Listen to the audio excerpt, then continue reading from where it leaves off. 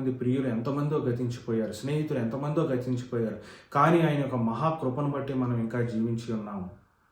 నీ యొక్క ధోనిలో, నీ యొక్క జీవితంలో, నీ యొక్క హృదయంలో యేసుక్రీస్తు ప్రభువారు తలవాల్చుకున్నటకు నీవు ఆయనకు స్థానం ఇచ్చినట్లయితే, స్థలం ఇచ్చినట్లయితే, ఇదిగో గాలిని, నీటిని, సమస్తమైనటువంటి విపత్తును, సమస్తమైనటువంటి ఉద్యోగలేమిని, సమస్తమైనటువంటి ఆరోగ్యాలేమిని గద్దించి నిమ్మళపరచగలిగినటువంటి, ప్రశాంతపరచగలిగినటువంటి యేసుక్రీస్తు ప్రభువారు మన దేవుడు.